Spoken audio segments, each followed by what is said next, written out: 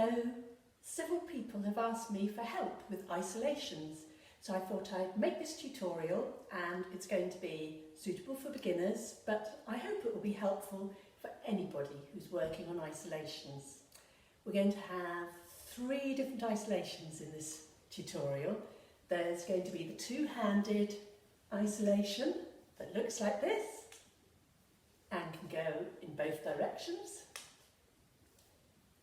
Then we're going to have a look at the rainbow isolation that looks like that. And that one prepares you beautifully to be ready for a one-handed isolation, which can go in both directions. So let's get started. The principles of isolations are that you're trying to create an illusion that the hoop is sort of hovering in space. It's a really nice move to do in performances. It frames you, you're the centre of the hoop, and it creates a little bit of magic. So to start that, let's start with the two-handed isolation. And as we go along, I'll try and give you some hints and tips to make it a bit easier. So, 2 hands.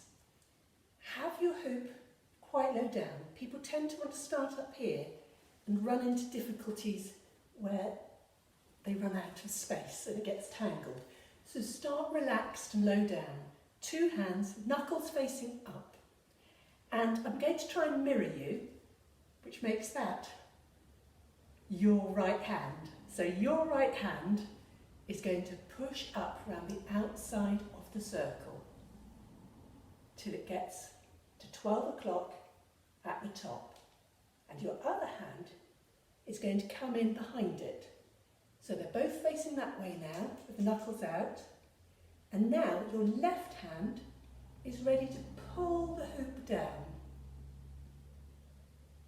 Now to keep it in that perfect circle, one thing you can do to help you is fix on a point. I choose 12 o'clock, that helps me.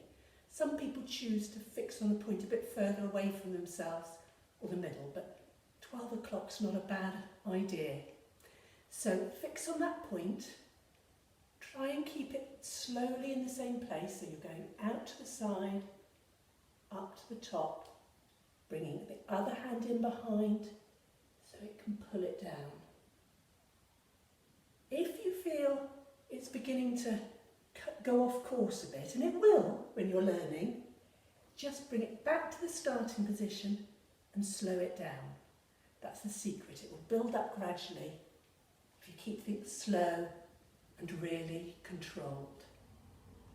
So pushing up with one hand, other one comes behind and pull it down. If at any point you find your arms are crossed, it's not going to work. So they shouldn't cross at all. It's always the second hand comes in behind. Push up, in behind, pull down. You can do it in both directions. Get confident with that. Get comfortable with that. And you've got a beautiful two-handed isolation. The next thing we're going to look at are those rainbows I showed you that look like that. By rainbow, I mean the top of the hoop, that arch shape is like a rainbow. And our hand is going to sort of draw the shape of the rainbow. So we're holding it there, then the hoop draws it, and we grab it again. And by drawing it, what's really happening is the hoop is rolling over your hand. So it's going from holding it to rolling over the top of your hand, and your hand grabbing it again as you draw the rainbow. So drawing it that way, drawing it that way, that way. Now then, that was my right hand. I'll try it the other way for you so it's more like a mirror. So that way, that way, that way, that way. So you can play around with that, and you could mix it in with your two-handed one. So you could be doing two-handed isolations and stop for a moment and do a rainbow. Makes it more interesting. You can make it look performancey. And there you are. Now then, the thing about those rainbows is once you've cracked them, you have already learnt the hardest thing about a one-handed isolation. So, the one-handed, you go over the rainbow and then pull the hoop round. Over the rainbow, pull it round. Rainbow, we can go back the other way. Rainbow, pull, rainbow, pull, rainbow. And there you've got a lovely one-handed isolation. Again, it will start wobbling. Golden rule is stop for a moment, slow it down.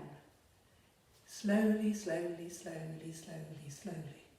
Lots of focus. It's a wonderful form of hoop meditation. Isolations are great for centering yourself, for feeling calm.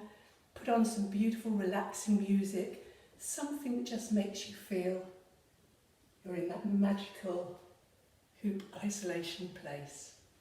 A few other things you can do to help yourself is it's really useful practicing in a mirror.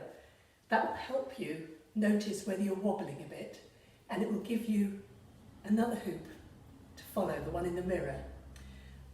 Some people like to do it with a shadow on a wall. That's another nice one if you had enough sunshine to have shadows on your walls. A great one is to practice with a friend. Then you stand face to face and you both do it. And you are trying to match your hoops together. And you'll both practice in both directions so that it's fair. And it's a fun thing to do together. So I hope that's given you enough to get started. I absolutely love isolations, and well, I want you to love them too. So if you have any questions, please get in touch, and I hope you have loads of fun and you really enjoy them. Bye for now.